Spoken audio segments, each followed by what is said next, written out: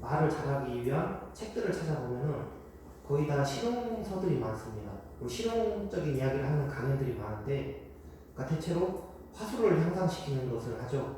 그러니까 상대방과 대화를 할 때 뭐 눈을 쳐다보면서 이야기하고 말의 톤이나 높낮이를 어떻게 잘 적정하게 이제 뭐 설정을 하고, 또 말의 뭐 기술들 있잖아요. 그러니까 예를 들어서 내가 상대방한테 싫은 소리를 해야 될 때 뭐 싫은 소리를 먼저 하고 그 다음에 좋은 말을 하면은 뒤에 나오는 좋은 말을 더 상대방이 인상 깊게 받아들이고, 반대로 좋은 말을 먼저 하고 싫은 말을 뒤에 하면은 상대방이 싫은 말이 더 인상 깊게 남고, 뭐 이런 식의 화술들이 있지 않습니까?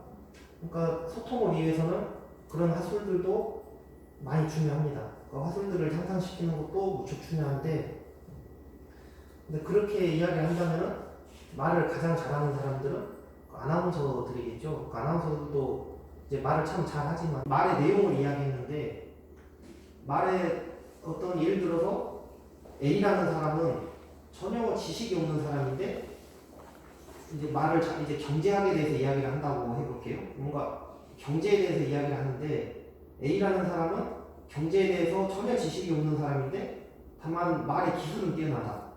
반면에 B라는 사람은 이제 경제에 대해서 지식은 많지만 말의 기술이 좀 부족하다. 화술이 좀 떨어진다. 어떤 사람이 더 유익한 이야기를 그 사람한테서 들을 수가 있을까요? 경제에 대해서 이야기를 했을 때. 그러면 당연히 말 기술이 뛰어나지만 아무것도 모르는 A보다는 이 말 기술이 떨어지더라도 많은 지식을 가지고 있는 그 사람이 훨씬 더 그 분야에 대해서 유익한 이야기를 할 수 있을 것입니다. 그러니까 말을 잘하기 위해서는 우리가 또 지식을 많이 평소에 쌓아야 된다. 그런데 그런 지식이 단순히 정보, 말을 잘하는 사람은 누구나 되고 싶죠. 근데 정말 내가 정작 만나고 싶은 사람은, 만나서 대화를 하고 싶은 사람은 내 말을 잘 들어주는 사람입니다. 그렇다면은 우리가 단순히 말을 잘하는 사람, 내가 한마디 두 마디를 했을 때 상대방이 엄청난 감동을 받고 나를 존경해야 하고 이런 사람이 되고 싶기도 하겠지만은, 거꾸로 내가 잘 들어주기만 해도 많은 사람들에게 위로를 줄 수가 있고 또 호감을 얻을 수가 있습니다. 그러니까 이 경청이라는 것이 이제 무척 중요하다고 생각이 들고요.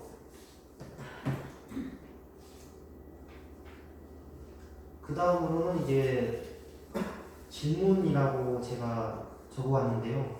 그러니까 질문이라는 것은, 그러니까 우리가 대화가 보통 상대방이 무슨 대화를 이야기를 했을 때 그거에 대해서 공감을 하거나 아니면 또 거기에 대해서 공감의 방식으로 또 질문을 하나 더 할 수가 있죠.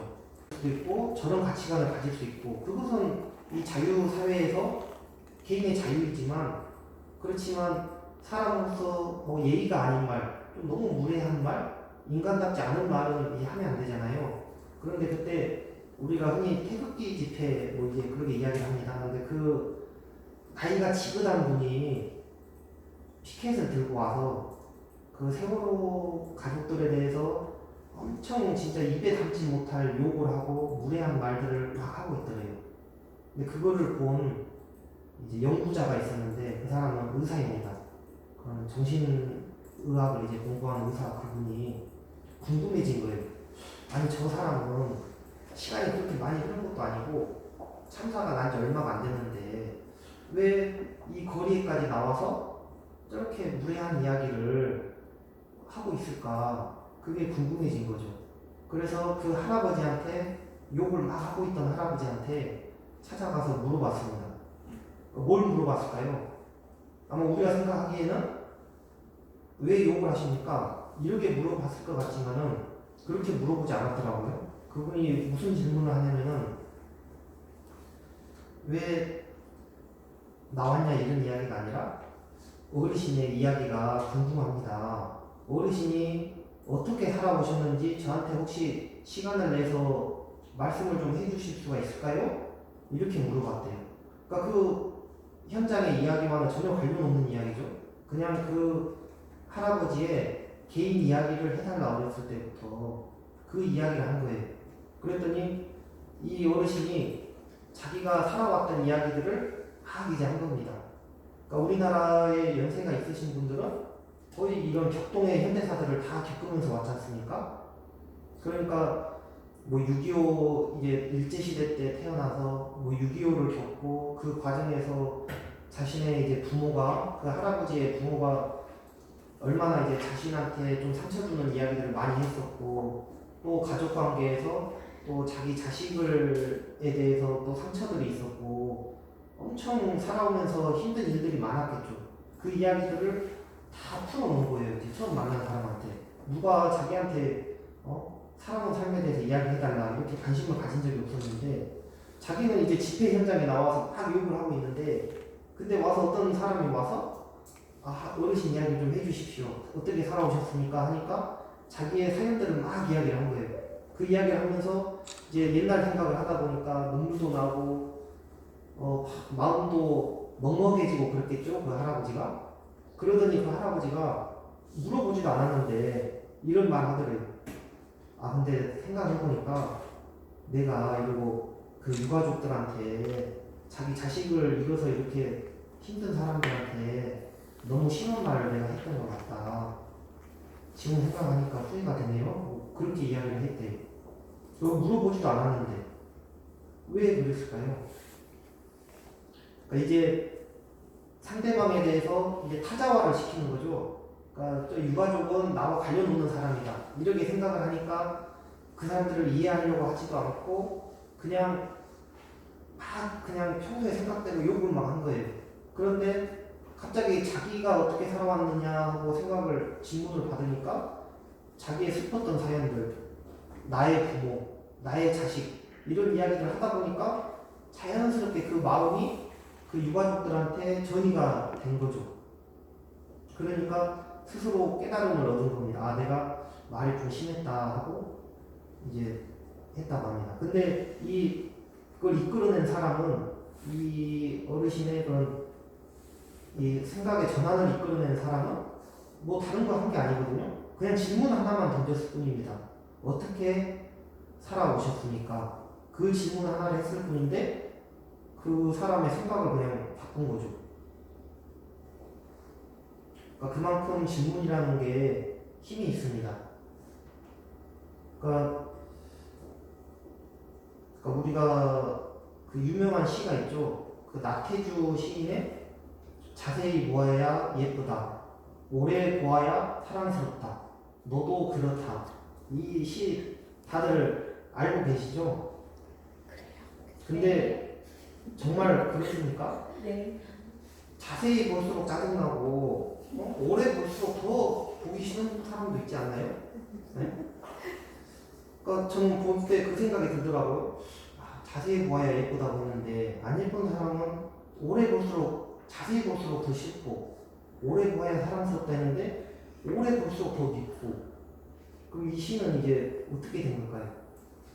이 시의 내용이 그러니까 단순히 계속 자세히 보라고 돋보기로 보고 오래 보라 하니까 더 자주 보고 이러라는 뜻이 아니라 그 사람의 내면을 깊이 이해하라는 뜻입니다. 그러니까 그 아까 사례에서 말씀드렸던 집회에 나오는 어르신이 처음에는 그냥 대충 본 거예요. 유가족들을. 그러니까 막 함부로 험한 말들을 한 건데 나중에는 자기의 가족 이야기를 하다 보니까 그 가족의 이야기에 이입이 된 거죠. 그게 바로 자세히 본 거고 오래 본 겁니다. 그렇게 보니까 그 가족들의 입장이 이해가 되고 그게 사랑의 마음이 그 좋은 마음들이 감동이 이렇게 일어나는 거죠. 그러니까 이 질문이라는 게 얼마나 중요한지 이제 그 이야기를 이제 말씀드리려고 한 것이고 그리고 이제 뭐 화법이라고 이제 7단계를 10단계를 이제 써놨습니다. 근데 화법이라는 것은 그 중에 하나만 말씀을 드리면은 이제 프랜시스 베이컨이라는 철학자가 한 말입니다. 우리가 흔히 알고 있는 아는 것이 힘이다 라고 이야기를 하죠. 그 이야기를 한 철학자가 한 말인데 이 사람이 대화, 어떻게 하면 말을 잘할까 이런 책을 썼거든요. 근데 그 책에서 핵심이 주도권을 쥐고 싶다면 우리가 대화를 할 때 거기에 주도적인 인물이 되고 싶잖아요. 요즘은 인싸라고 하잖아요. 그런 인물이 되고 싶으면은 사회자의 역할을 맡으라 이제 그런 이야기를 하더라고요. 그러니까 우리가 한 세 사람 이상 모여서 대화를 할 때 여러 가지의 부류의 사람들이 있습니다. 자기 이야기만 계속 하는 사람이 있고 그냥 계속 듣고 있는 사람만 있는가 하면은 뭔가 조정자, 사회자 역할을 하는 사람들이 있거든요. 그러니까 말을 안 하고 있는 사람한테는 근데 선생님은 어떻게 생각하세요? 하면서 이제 질문을 던져서 그 사람이 말을 이끌어내기도 하고 이제 뭐 그런 선생님이 그렇게 생각하셨구나 하면서 말을 정리도 하기도 하고 이 사람은 자기 이야기는 하지 않지만 그 상황을 조정하는 사람이죠. 그러니까 그런 역할을 하는 것이 이제 우리가 헌법에서 중요하다. 사회자의 역할을 하는 것이 이 여러 가지 중에 뭐 한 가지가 있을 것 같습니다.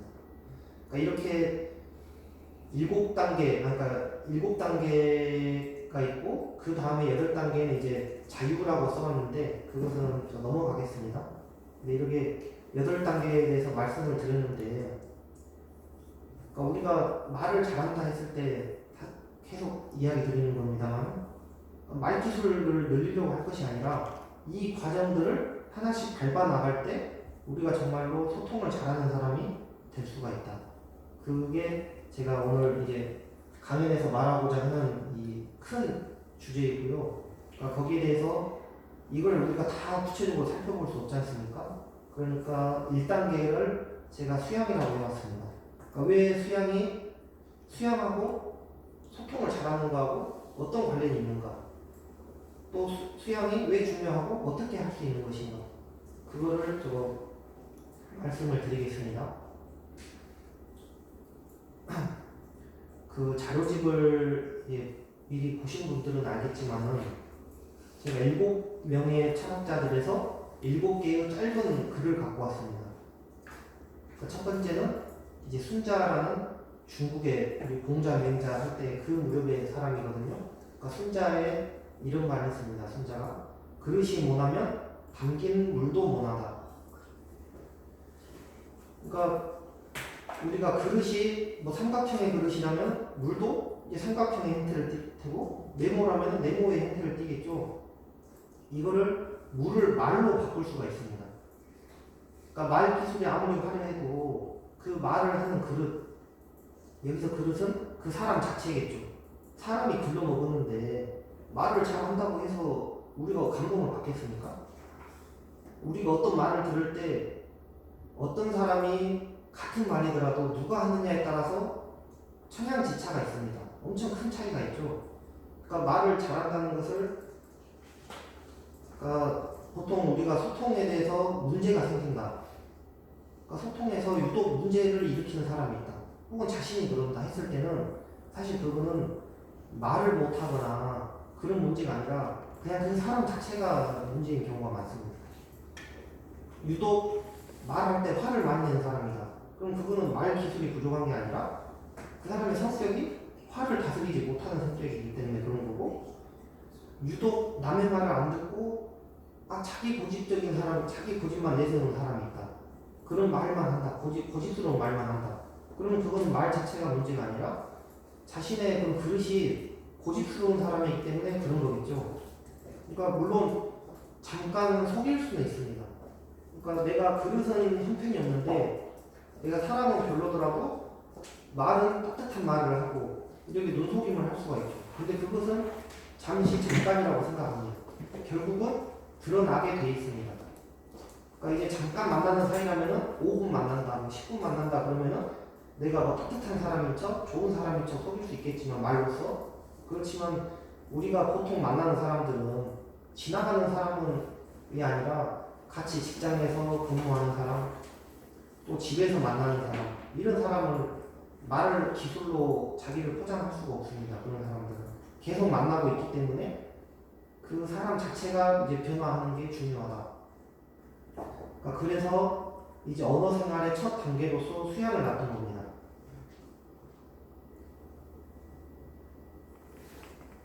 근데 수양이라고 하면은 우리가 정말 그 옛날 중학교, 초등학교 때 배우는, 어릴 때 배우는 도덕교과서에서 하는 이야기 아닌가?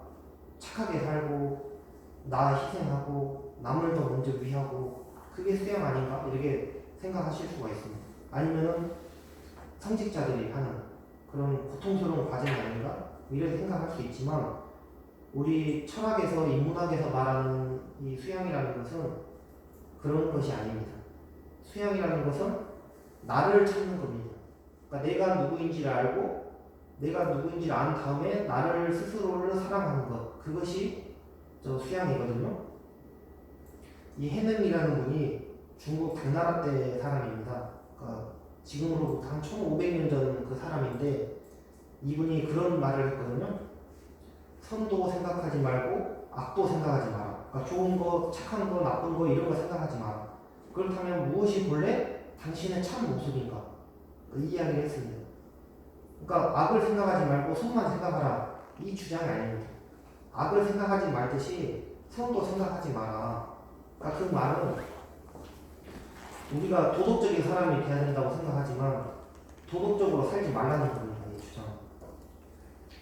그러니까 도덕적으로 산다는 것은 그러니까 이 시대의 그 규범에 따르는 게 도덕적으로 사는 것이거든요. 조선시대의 도덕적인 여성은 어떤 여성이었을까요?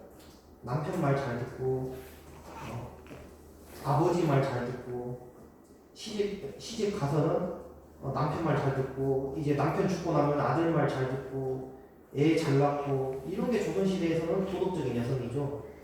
근데 그게 정말 좋은 삶인가요? 당연히 그건 좋은 삶이 아니라는 것을 우리는 지금 다 알고 있습니다.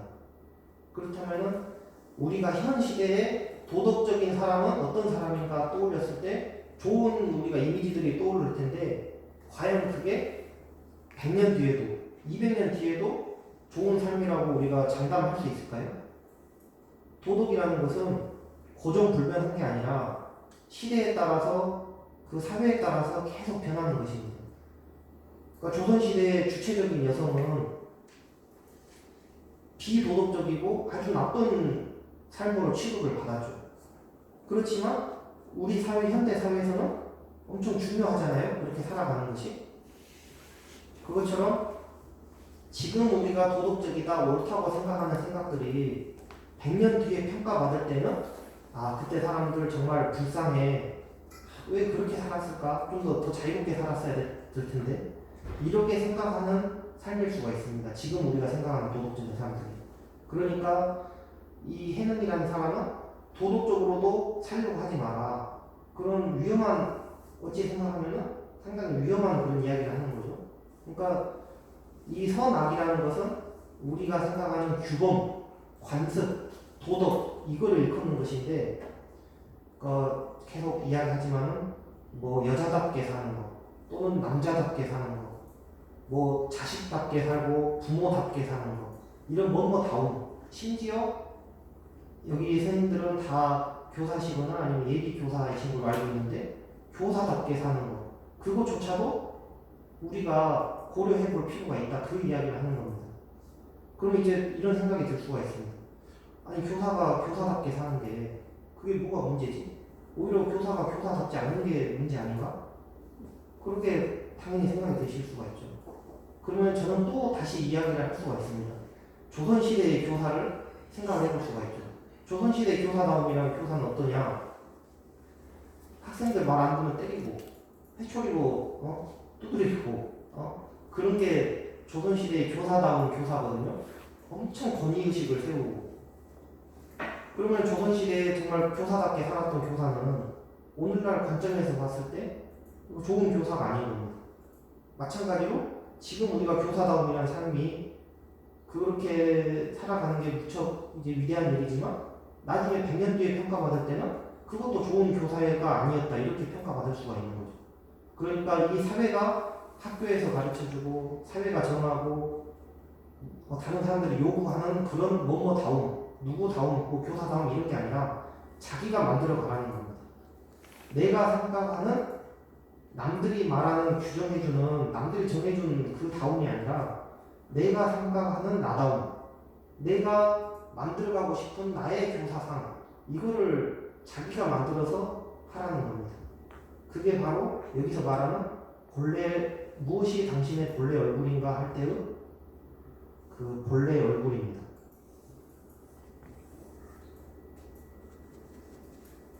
이제 그 다음 이야기를 보겠습니다. 이 서함이라는 사람도 그 오래전 사람입니다. 이 사람은 이렇게 항상 행동을 했대요. 이 서함은 매일 아침에 새벽에 일어나면, 옛날 사람들은 또 아침도 아니고 새벽에 일어나잖아요. 그럼 새벽에 일어나서 주인공, 혼자 주인공 이렇게 부르고 다시 깨어 있어야 되네. 언제라도 남에게 속아서는 안 되네. 네, 알겠습니다. 하고 잠은 자다 버렸대요. 새벽에 일어나서 혼자. 왜 그랬을까요? 우리가 항상 늘 그러죠. 내가 주인공이다. 내가 내 삶의 주인공이다. 이렇게 이야기하지 않습니까? 그거를 모르는 사람은 없습니다. 다 내가 주인공이 돼야 된다. 어디 가서나 회사 유치원에 이제 근무를 하시면서도 다들 그런 이야기 들을 겁니다. 주인의식을 가지고 임해야 된다. 그런 이야기를 모르는 사람이 없습니다. 그렇지만 그거를 실제 아는 것과 실제 행동하는 것은 또 다른 차원의 일이잖아요. 세상에서 가장 먼 길이 어떤 길인지 아십니까? 가장 먼 거리가 긴 이 길은 머리에서 가슴까지, 그리고 가슴에서 손발까지 라고 하거든요. 내가 머리로 아는 거하고 그거를 진심으로 마음으로 아는 것이 여기까지 닿기가 힘들고, 내가 정말 마음으로 알았더라도 그걸 손발로 닿기가, 내가 진정으로 느낀 것을 실천하기가 또 어렵다. 그 이야기를 합니다. 그러니까 이 서함이라는 사람은 자기가 알고 있으면서도 내가 내 삶의 주인공이다. 그걸 알고 있으면서도 늘 까먹을 것 같으니까 아침마다 스스로 다짐을 하는 겁니다.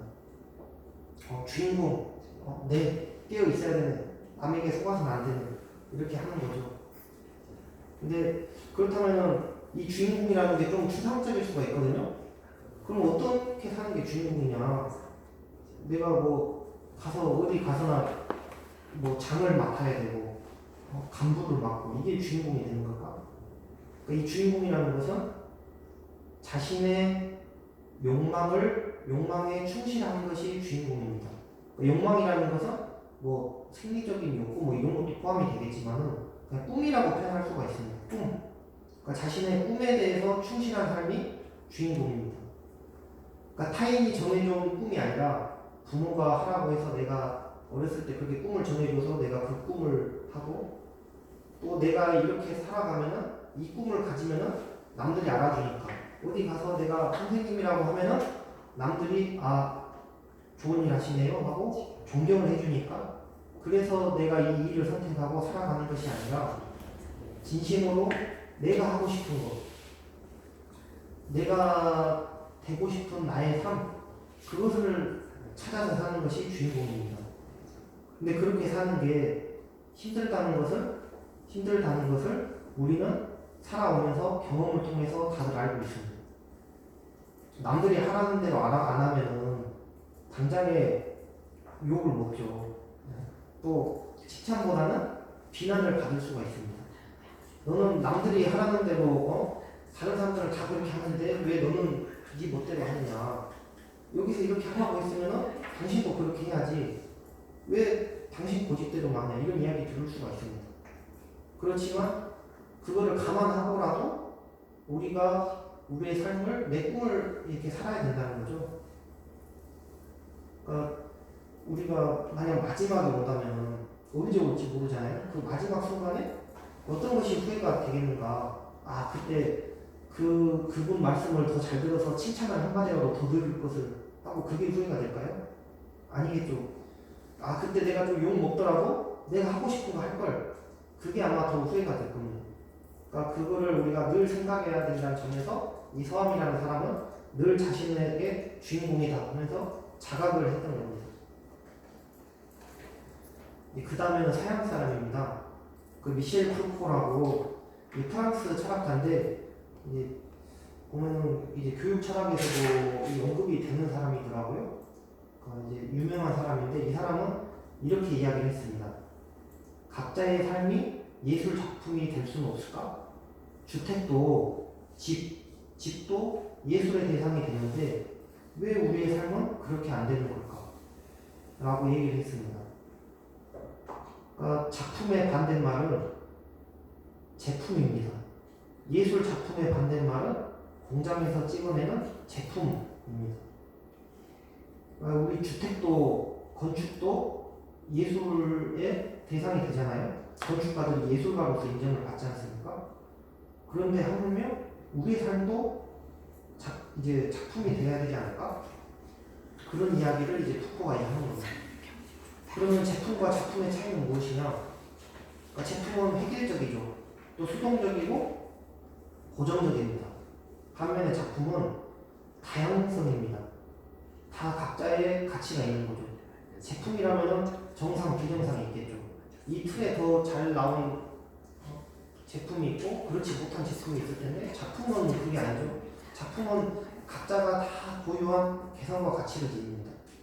그러니까 우리가 우리 삶을 단순히 그런 정해진 틀대로 이 제품대로 살아갈 것이 아니라 이 작품으로서 살아가야 된다. 그 이야기를 하는 겁니다. 그게 나 자신을 사랑하는 거겠죠? 그러니까 우리가 자신감이 있고 자존감이 있습니다. 그러니까 자신감은 내가 뭔가를 할 수 있어. 내가 운동 잘 할 수 있어. 내가 공부 잘 할 수 있어. 이런 능력에 대해서 갖는 게 자신감이고, 자존감은 나의 삶 자체에 대한 존중감입니다.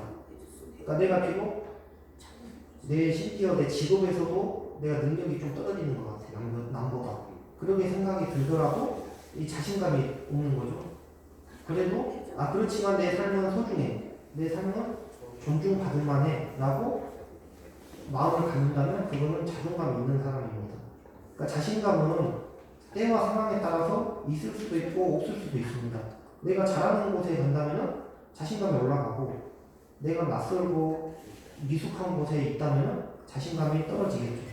그렇지만 자존감은 늘 가지고 있어야 됩니다.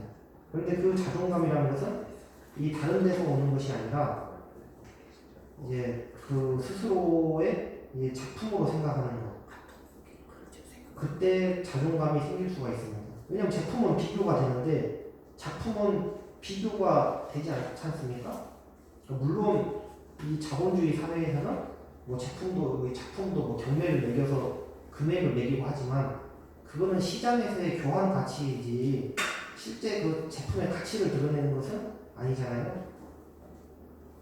이제 그러게 또 생각할 때 이제 내가 타인에 대해서 싫었던 거, 나와 다른 거, 타인이 나랑 정말 저 사람은 다른 사람이야 했던 것도 걸림돌이 아니라 다르기 때문에 저 사람도 제품이 아니라 작품이구나. 그러니까 학생들을 볼 때 우리가 원하는 내가 되고 싶은 교사상을 가지고 있듯이 내가 만들고 싶은 학생상이 있지 않습니까?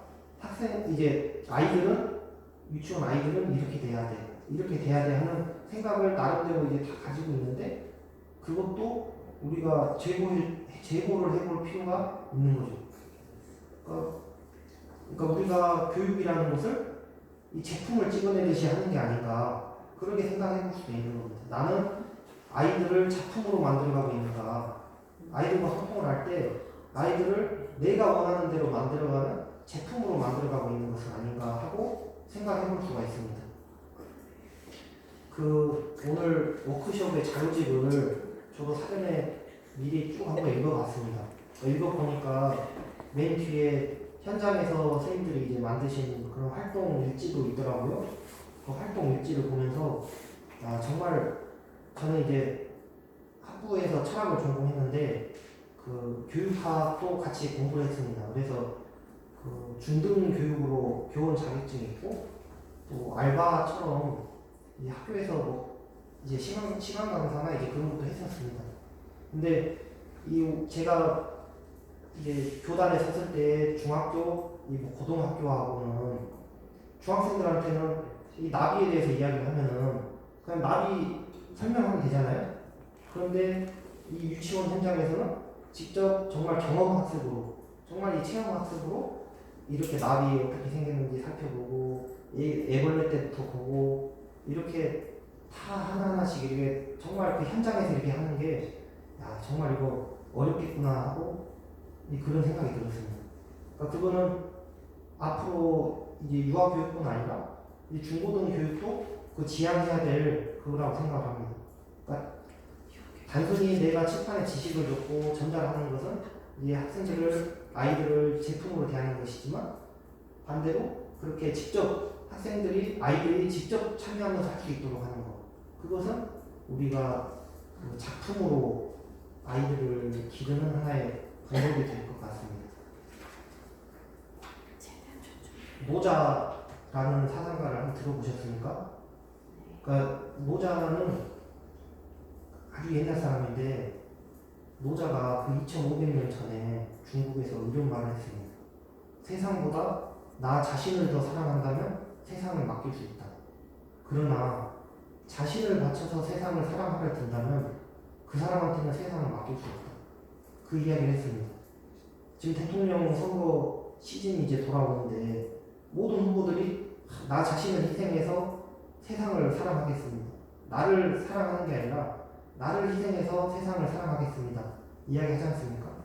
또 우리가 교사를 생각했을 때 나는 나를 사랑하는 교사입니다. 그것보다는 나는 나를 희생하되 아이들을 사랑하고 아이들의 그런 삶을 더 사랑하는 교사가 되겠습니다. 하면은 그 교사가 더 훌륭한 교사로 느껴지지만 노자는 2500년 전에 아예 우리가 생각했을 때 상식에 어긋나는 이야기를 했습니다. 무언가를 맡길 때는 세상을 더 사랑하는 사람한테 맡기는 게 아니라 세상보다 자기 자신을 더 사랑하는 사람한테 세상을 맡겨야 된다. 그 이야기를 했습니다. 왜냐하면 자신을 사랑하지 못하는 사람이 어떻게 남을 사랑할 수 있겠는가. 그 이유 때문입니다. 우리는 사랑이라고 하면은 자기에 대한 희생이라고 생각합니다. 자기를 희생해야 남을 사랑한다고 생각하는데 그거는 사랑이 아니라는 겁니다. 그러니까 아이들을 교육할 때 나를 희생해서 아이들을 교육해야겠다 이렇게 스스로 생각해서도 안 되고 그렇게 다른 사람들한테 이야기해서도 안 된다는 겁니다. 물론 실제 현실에서는 희생을 하는 면이 있을 수 있을지라도 그거를 지향하면 안 된다는 거죠. 그러니까 나 자신의 소중함을 모르고 나 자신을 사랑하지 않는 사람은 나 자신을 사랑하지 않듯이 남한테도 너도 희생해. 내가 희생하듯이 너도 희생해서 아이를 사랑해. 공동체를 위해서 너 덜 사랑해. 이렇게 이야기할 수가 있는 겁니다. 그렇게 해서 모든 사람이 다 희생하는 사회다. 그 사회가 과연 아름다운 세상일까요? 그렇지 않을 겁니다. 그것보다는 각자가 다 자신을 사랑할 줄 아는 사람, 나를 사랑할 줄 알기 때문에 나 개인을 사랑할 줄 알기 때문에 개인의 소중함을 알고 상대방도 개인이기 때문에 그 개인을 또 소중함을 알 수 있는 사람. 그 사람들이 많은 사회가 각자가 다 희생하는 사회보다는 훨씬 더 아름다운 세상일 겁니다. 교육 또한 마찬가지라고 생각합니다. 그러니까 교육을 내가 희생을 해야겠다. 그렇게 생각하는 게 아니라 내가 오히려 더 나 자신을 아끼고 나 자신을 더 사랑하는 모습을 보여줘야겠다. 교육의 가장 중요한 교수법 중 하나가 이제 거의 마지막입니다. 이제 마무리하겠습니다. 교수법 중 하나가 모델링이잖아요. 모델링이라는 것은 아이들이 교사의 모습을 보면서 부정적인 면도 반면 교사하기도 하지만 그 교사를 보면서 닮아가는 것인데 과연 내가 희생하는 모습만 보여주는 교사다. 그럼 아이들은 우리 선생님 희생해 주셔서 감사합니다. 이렇게 생각할 수도 있지만은 알게 모르게 저렇게 희생을 해야 되는구나. 저 선생님은 뭐 이제 아이들이 그렇게 깊이 생각할지는 모르겠지만 은연중에 저 선생님은 희생을 하기 때문에 예쁨을 받고 존경을 받는구나. 그럼 나도 앞으로 살아가면서 희생하는 사람이 돼야겠다. 이렇게 생각할 수 있습니다. 물론 그것도 희생도 나쁜 것은 아니죠. 그렇지만 그것보다는 교사가 스스로 정말 교사 자신을 사랑하면서 나 자신을 행복해하는 모습들을 보여준다면 거기서 학생들은 내가 살아가는 것은 나 스스로를 아끼면서 살아가는 것이 중요하구나. 저 선생님도 그렇게 살아가고 계시네? 하고 그거를 은연중에 그걸 느끼게 됩니다. 그러니까 노자는 희생하지 말고 나 자신을 되도록이면 더 사랑하라. 그 이야기를 이제 노자는 이야기했습니다. 그 뒤에 제가 뭐 두 가지를 더 가져왔는데 이제 여기서 이제 더 이상 나머지 뒤에 것은 하지 않겠습니다. 오늘 주제는 자신과 타인을 사랑하기 위한 소통의 길이었는데 나 자신을 아는 것도 어렵고 타인을 아는 것도 어렵고 소통은 더 어렵다 보니까 그 세 가지를 다 다루지 못했습니다. 그 가운데 나 자신을 사랑하는 것, 그러니까 소통에서 나 자신을 사랑하는 것이 가장 중요하다. 교육에서도 가장 중요하기 때문에 나 자신을 이제 그 사랑하는 게 이제 필요하다. 그걸 이야기했고요. 이제 이메일 주소가 적어놨는데 뭐 질문이 있으신 분들은 여기로 보내주시면 또 좋고요. 지금 또 해주시면 더 좋습니다. 예, 감사합니다.